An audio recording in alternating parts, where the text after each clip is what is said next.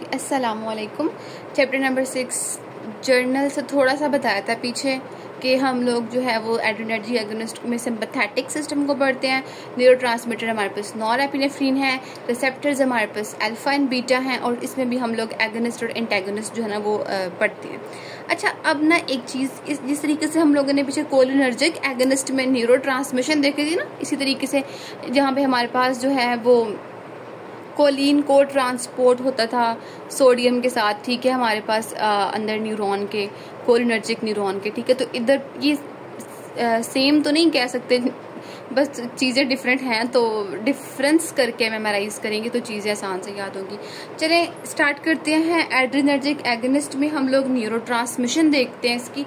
अब जो डिफरेंस खुद ही बना लेना, मतलब मैं ये नहीं बताऊंगी यहाँ पे ये कर रहे थे वहाँ पे वो कर रहे थे यहाँ पे ये, ठीक है। थोड़ा सा लेक्चर भी लेंथ हो जाता है, अपलोडिंग में बहुत मुश्किल होती है। यहाँ पर जो हमारे पास है ना, बस एक चीज बता देती हूँ कि यहाँ पर जो है वो टायरोसिन को ट्रांसपोर्ट कर रहा है सोडियम को अपने साथ न्यूरॉन में, ठीक है। उधर क्या था हमारे पास, कोलिन अलॉन्ग विद सोडियम। बस मैं बाकी मैंने डिफरेंस इतना करके नहीं बताना, लेक्चर लेंथी हो जाएगा। अब ना मैं आपको एक चीज़ बता देती हूँ, यहाँ पर जो हमारे पास है ना ये टायरोसिन कि हमारे पास ट्रांसपोर्ट हो रहा है एड्रेनर्जिक न्यूरॉन के अंदर, ठीक है। अब टायरोसिन जो है वो अलॉन्ग विद द सोडियम, ठीक है, को ट्रांसपोर्ट कर रहा है हमारे पास ये जो है ना ये इसके अंदर न्यूरॉन, एड्रेनर्जिक न्यूरॉन के अंदर। यहाँ पर जो है ना ये फर्दर टायरोसिन हमारे पास ये ना डोपा में कन्वर्ट हो जाता है। चीज़ें जो मैंने साथ साथ लिखी है ना ये बहुत ज़्यादा इंपॉर्टेंट है, बहुत ज़्यादा इंपॉर्टेंट है। टायरोसिन डोपा में कन्वर्ट होती हैं, ठीक है, in the presence of the tyrosine hydroxylase. Tyrosine hydroxylase, tyrosine dopa में कन्वर्ट हो रहा है in the presence of tyrosine hydroxylase. और जो इसकी कन्वर्जन को ब्लॉक करता है वो होता है हमारे पास मेट टायरोसिन। अब आप इसको किस तरीके से याद रख सकते हैं, यानी कि जो हमारे पास टायरोसिन डोपा में कन्वर्ट होता है in the presence of tyrosine hydroxylase, तो इसकी जो कन्वर्जन को इनहिबिट कौन कर रहा है, मेट टायरोसिन। तो इसको याद करने का क्या तरीका है कि ये जो मेट मतलब मी, ठीक है, मी टायरोसिन मतलब मैं टायरोसिन हूँ, एंजाइम को कहता है मैं टायरोसिन हूँ, आओ मेरे साथ बाइंड करो। और ये जो है ना ये टायरोसिन की कन्वर्जन को डोपा में जो है ना ये ब्लॉक कर देता है, इनहिबिट कर देता है, जिस तरीके से टायरोसिन हमारे पास डोपा में कन्वर्ट ही नहीं होती, ठीक है। पहला स्टेप कंप्लीट। नेक्स्ट हम अब जो डोपा है हमारे पास वो कन्वर्ट होता है हमारे न्यूरॉन में डोपामीन में इन the presence of the dopa decarboxylase. Dopa decarboxylase के प्रेजेंस में हमारे पास जो डोपा है वो डोपामीन में कन्वर्ट होता है। अब जो डोपामीन है इसने हमारे पास कहाँ पर जाना है, प्री साइनेप्टिक वेसिकल्स के अंदर। इन वेसिकल्स के अंदर जो है ना वो एक ट्रांसपोर्ट सिस्टम के थ्रू जाएगा। फिर जो हम लोगों ने देखा था ना कि वो जो वेसिकल्स के अंदर ट्रांसपोर्ट होता है एसिटाइलकोलिन, बस वो ऐसे अंदर चला गया, नहीं। इधर की जो सीन है ना, इधर हमारे पास एक ट्रांसपोर्टर रिक्वायर्ड है, ट्रांसपोर्टर जो कि डोपामीन को जो है ना इधर प्री साइनेप्टिक वेसिकल्स के अंदर जो है ना ट्रांसपोर्ट करेंगे, उसका नाम है वी मैट, ठीक है, जो कि इसको ट्रांसपोर्ट करता है। हाँ, और डोपामीन की ट्रांसपोर्ट को वेसिकल्स के अंदर जो ब्लॉक कर रहा है दैट इज रेज़ेपाइन। चीजें साथ साथ याद करें। उसके बाद अब क्या होगा कि हमने तो पढ़ा कि जो इसका न्यूरोट्रांसमीटर है वो हमारे पास नॉरएपिनेफ्रिन है, ठीक है। जो न्यूरोट्रांसमीटर है हमारे पास वो नॉरएपिनेफ्रिन हमें, लेकिन ये तो डोपामीन हमारे पास प्री सिनेप्टिक वेसिकल्स के अंदर जा रहा है। तो इधर हमारे पास क्या होता है कि जो डोपामीन हमारे पास ये जो वेसिकल्स के अंदर चला जाता है, तो dopamine in the presence of the dopamine hydroxylase convert होता है नॉरएपिनेफ्रिन में, and this is our neurotransmitter, ठीक है, डोपामीन हाइड्रोजाइलेज में। अब हमारे पास वही जो पीछे हम लोग पढ़ के आए थे कि एक्शन पोटेंशियल जनरेट होगा, कैल्शियम जो है ना उसका इन्फ्लक्स होगा ज्यादा सारा, और प्री सिनेप्टिक जो वेसिकल है ये हमारे पास इधर जो है वो मेम्ब्रेन के साथ फ्यूज हो जाती है, और हमारे पास जो नॉरएपिनेफ्रिन रिलीज हो जाता है। नॉरएपिनेफ्रिन के रिलीज को कौन ब्लॉक करती है, ड्रग गुआनिथिडीन, ठीक है। साथ साथ चीजें लिखी हैं, इंपॉर्टेंट है। अब हमारे पास क्या होगा, अब देखिए कि नॉरएपिनेफ्रिन हमारे पास जो है ना इधर साइनेप्टिक वेसिकल्स के अंदर साइनेप्टिक क्लेफ्ट के अंदर जो है ना वो रिलीज हुआ। पीछे हम लोगों ने पढ़ा था निकोटिनिक रिसेप्टर्स और मस्करिनिक रिसेप्टर्स। इधर हमारे पास कौन से हैं, अल्फा एंड बीटा रिसेप्टर्स, और इधर भी हमारे पास प्री साइनेप्टिक रिसेप्टर्स भी पढ़े थे ना जो हम लोगों ने पिछले एसिटाइलकोलिन में पढ़ा था। इधर हमारे पास अल्फा 2 रिसेप्टर्स होंगे, ठीक है, अल्फा 2। इधर कौन से हैं, अल्फा रिसेप्टर्स। बीटा मैंने आपको पहले बताया है कि जो इसके रिसेप्टर्स होंगे वो अल्फा बीटा रिसेप्टर्स होंगे। इसके पोस्ट साइनेप्टिक मेम्ब्रेन पे अल्फा और बीटा रिसेप्टर्स मौजूद होंगे, और ये प्री साइनेप्टिक रिसेप्टर पे जो है ना ये कौन से अल्फा 2 रिसेप्टर्स मौजूद होंगे, ठीक है। अच्छा, अब अगर हम सबसे पहले बात करें कि जो हमारे पास नॉरएपिनेफ्रिन रिलीज हुआ है ये इधर सिनेप्टिक स्पेस में रिलीज हुआ नॉरएपिनेफ्रिन। अब इसके तो ये तो जो ना इसके 3 काम है, कैसे 3 तरीके से जो है ना ये काम करते हैं। या तो ये हमारे पास यहाँ से जो रिलीज हुआ है ना ये डायरेक्ट सिस्टेमिक सर्कुलेशन में चला जाए, ठीक है, या तो ये काम हो सकता है, या फिर हमारे पास एक एंजाइम कैटेकोमेथाइल ट्रांसफेरेज नॉरएपिनेफ्रिन को इनएक्टिव मेटाबोलाइट्स में कन्वर्ट करके यूरिन के थ्रू बॉडी से एक्सक्रीट आउट कर देती है। यानी कि 10 to 20% इन केसेस में होता है, यानी कि या तो सिस्टेमिक सर्कुलेशन में चली गई या फिर ये एंजाइम के थ्रू डिग्रेड होके ये बॉडी से जो है ना एक्सक्रीट आउट हो गई। 10 to 20% इस मैकेनिज्म के थ्रू वर्क होता है। लेकिन 80% जो है ना ये हमारे पास रीअपटेक हो जाती है दोबारा प्री सिनेप्टिक वेसिकल्स के अंदर, 80% रीअपटेक हो जाती है। यहीं पर ही मैं आपको बात बताती फिरूं कि जो हमारे पास जो नॉरएपिनेफ्रिन का रीअपटेक है ना, इसको ये भी इनहिबिट, पीछे हम लोगों ने रीअपटेक को कौन ब्लॉक कर रहा था, हेमिकोलिनियम। इधर जो रीअपटेक को कौन हमारे पास इनहिबिट कर रहा है, हमारे पास जो आप डायग्राम में भी देखेंगे, बुक में मैंने यहाँ मेंशन नहीं किया हुआ, उसमें हमारे पास सेरोटोनिन नॉरएपिनेफ्रिन रीअपटेक इनहिबिटर्स आ जाते हैं। नंबर 1 नंबर 2 में कोकेन आ जाते हैं और नंबर 3 पे इमिप्रामान। ये तीनों आप देखेंगे, ये तीनों जो है ना ये इसके इधर रीअपटेक को इनहिबिट कर सकती हैं। अब मैंने आपको 3 बातें बता दी कि नॉरएपिनेफ्रिन अगर यहाँ से रिलीज हो गया सिनेप्टिक स्पेस में तो क्या क्या हो सकता है, एक सिस्टेमिक सर्कुलेशन, एक यूरिन, और एक हमारे पास जो है ना ये वापस दोबारा से इधर हमारे पास प्री सिनेप्टिक वेसिकल्स के अंदर चला जाता है। अब फॉर एग्जांपल हम देख रहे हैं, देखिए हमारे पास जो प्री सिनेप्टिक वेसिकल्स के अंदर 3 काम हम लोग यहाँ पे अब जो रीकैप्चर्ड देख लिए, अब जो रीकैप्चर्ड नॉरएपिनेफ्रिन हो ना ये रीकैप्चर्ड यानी कि जो यहाँ पर गया, अब इसके भी फर्दर आगे जो है ना ये 3 तरीके से काम कर सकते हैं। कैसे, या तो ये हमारे पास इधर स्टोर हो जाए वेसिकल्स के अंदर, मैंने ये लिखा है, ठीक है, या फिर देखिए रीअपटेक हो रहा ना तो ये यहाँ पर हमारे पास जो है ना ये इधर साइटोप्लाज्म में जो है इधर ही एक्यूमुलेट हो जाए, इधर ही हमारे पास, या तो ये इधर वेसिकल के अंदर चला जाए दोबारा से हमारे पास ये मैकेनिज्म और ये इधर रिलीज हो जाए, या इधर ही एक्यूमुलेट हो जाए, 2 मैकेनिज्म। तीसरा हमारे पास मोनोमाइन ऑक्सीडेज एंजाइम जो है ये इसको यहाँ पर इनहिबिट करके बॉडी से जो है ना वो एक्सक्रीट आउट कर देता है नॉरएपिनेफ्रिन, जो रीकैप्चर्ड नॉरएपिनेफ्रिन गई है। और ठीक है, यहाँ तक आई होप क्लियर हो गया होगा। और एक और चीज हमारी बुक ने लिखा है कि ये जो हमारे पास है ना this step is tyrosine to dopa, ये हमारे पास ना ये रेट लिमिटिंग स्टेप है। और रेट लिमिटिंग स्टेप हमारे पास कौन सा स्टेप होता है, time consuming step, slowest step, ठीक है, ये सबसे स्लोएस्ट स्टेप होता है। और यानी कि अगर हम इस स्टेप को ही यहाँ से खत्म कर दें तो आगे ये सारा प्रोसेस नहीं ना होगा, दैट्स वाई हम इसको कह रहे हैं rate limiting step. I hope it is clear, अच्छे से आपको बता दिया, रिवीजन की भी शायद जरूरत तो मैं फिर भी बता देती हूँ। हमारे पास टायरोसिन, ठीक है, वो हमारे पास डोपा में कन्वर्ट होता है with in the adrenergic neuron in the presence of the tyrosine hydroxylase, और इसको कौन इनहिबिट कर सकता है, मेट टायरोसिन। उसके बाद डोपामिन में कन्वर्ट होता है in the presence of the dopa decarboxylase. फिर डोपामिन हमारे पास ट्रांसपोर्टर के थ्रू हमारे पास जो है वो वेसिकल के अंदर जाता है, इसको कौन इनहिबिट कर सकता है, रेज़ेपिन। फिर जो डोपामीन के ऊपर जो है ना ये डोपामीन हाइड्रोजाइलेज एक्ट करता है, वो नॉरएपिनेफ्रिन में कन्वर्ट हो जाता है। फिर हमारे पास ये action potential generator calcium influx होता है, हमारे पास ये मेम्ब्रेन के साथ फ्यूज हो जाता है, और इसकी फ्यूजन को कौन इनहिबिट कर सकता है, ग्वानिथिडीन, ठीक है। उसके बाद हमारे पास क्या, यहाँ पे हम लोगों ने देखा कि यहाँ पे नॉरएपिनेफ्रिन रिलीज हुई है, अल्फा बीटा रिसेप्टर पे बाइंड करेगी, इधर बाइंड करेगी। हमारे पास नॉरएपिनेफ्रिन के 3 मैंने बात बताई कि क्या क्या हो सकता है इसके साथ। फिर जो रीकैप्चर्ड नॉरएपिनेफ्रिन होती है उसके साथ भी 3 काम हो सकते हैं। अब ये तो रिसेप्टर्स पे या फिर जो नॉरएपिनेफ्रिन यहाँ पर जो है रिसेप्टर्स पे जाकर बाइंड करेगी और अपना हमें रिस्पॉन्स देगी जो रिमेनिंग होगी। अब देखिए यहाँ पे इसका क्या काम है, ये अल्फा 2 जो रिसेप्टर मौजूद है प्री सिनेप्टिक न्यूरॉन पे, ये पोस्ट है, ये प्री है, इसका क्या काम है। अब देखिए कुछ नॉरएपिनेफ्रिन जो पीछे हम लोगों ने एसिटाइलकोलिन पढ़ा था ना, वो भी वापस जाके यहाँ पे बाइंड करती है ना, ये भी वापस यहाँ पे जाके बाइंड करेगी, ठीक है। और ये हम लोगों को क्या देगी, फीडबैक इनहिबिशन। फीडबैक इनहिबिशन हमारे पास क्या है कि यहाँ से जब नॉरएपिनेफ्रिन रिलीज होगा कुछ, यहाँ पर जाके जब ये बाइंड करेगा तो जाकर ये जो है ना हमारे पास इधर जो है ना ये मैसेज देगी कि हाँ भाई नॉरएपिनेफ्रिन बहुत ज्यादा रिलीज हो गया है, तो आप इनहिबिट करो, बस करो, ठीक है। यहाँ तक वाला सीन हो जाएगा, यानी कि ये हमारे पास क्या काम करता है, अल्फा 2 रिसेप्टर फीडबैक इनहिबिशन के तौर पे एक्ट करते हैं। I hope it is clear. अच्छा, अब ना हमारे पास नेक्स्ट हम जो स्टार्ट करेंगे that is in adrenergic receptors. हमारे पास अब जो नॉरएपिनेफ्रिन इसको जो रिसेप्टर्स हैं उसको हम लोग अल्फा एंड बीटा, मैंने पहले बताया आपको।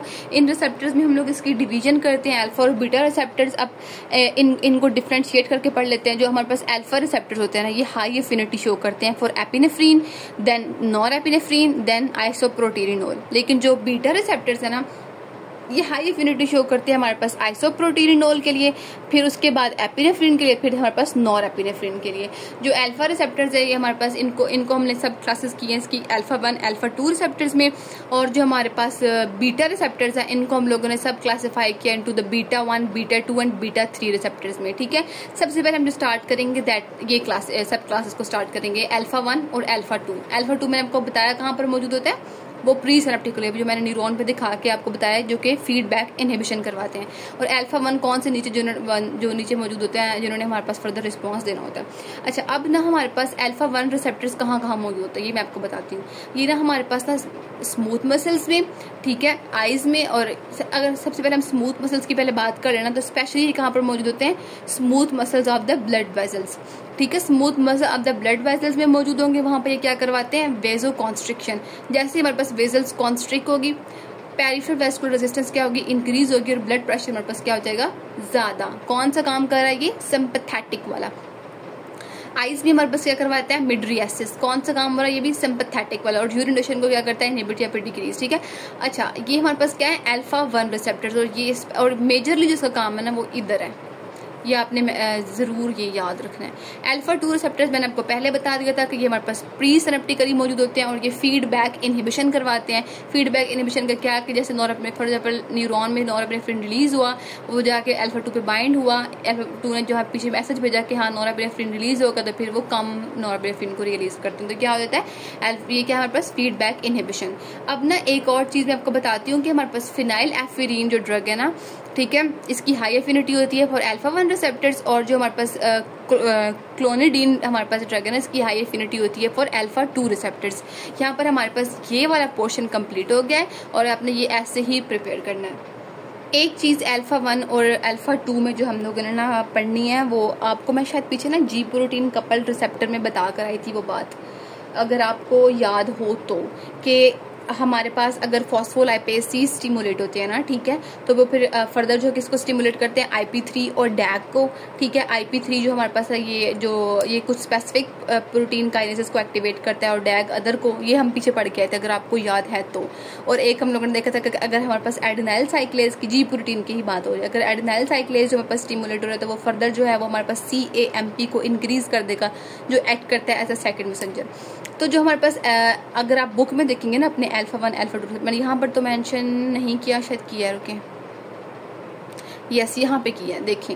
जो अब अल्फा 1 रिसेप्टर्स है ना, ये सारे अब ये क्या करते हैं कि जी प्रोटीन कपल्ड रिसेप्टर की ना, अल्फा 1 रिसेप्टर की जो है ये इसमें एक्टिवेशन, कौन से रिसेप्टर्स इन्वॉल्व होते हैं, जी प्रोटीन कपल्ड रिसेप्टर। ठीक है, ये क्या करते हैं हमारे पास, वही जो मैंने आपको पीछे बताया था कि फॉस्फोलाइपेज सी को एक्टिवेट करते हैं, जिससे क्या हमारे पास जैसे ये एक्टिवेट होंगे, स्टिमुलेट होंगे। डैग और IP3 हमारे पास जो है ये भी हमारे पास स्टिमुलेट होंगे।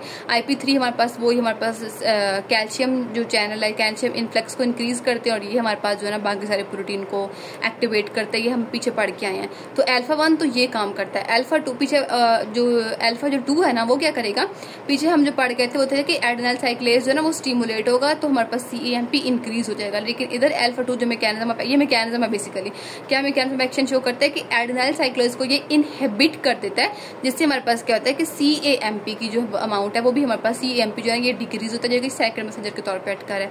आई होप आपको अल्फा 1 और अल्फा 2 का मैकेनिज्म क्लियर हो गया होगा। ये जी प्रोटीन कपल्ड रिसेप्टर्स में मैकेनिज्म इन्वॉल्व था। ठीक है, ये स्टिमुलेटरी हैं, ये हमारे पास इनहिबिटरी हैं। ठीक है, स्टिमुलेटरी वाला क्या काम करते हैं मैं पीछे बता के आई हूँ, इनहिबिटरी वाला क्या काम करते हैं मैं पीछे बता के आई हूँ, लेकिन फिर भी मैं यहाँ पे आपको बताती हूँ।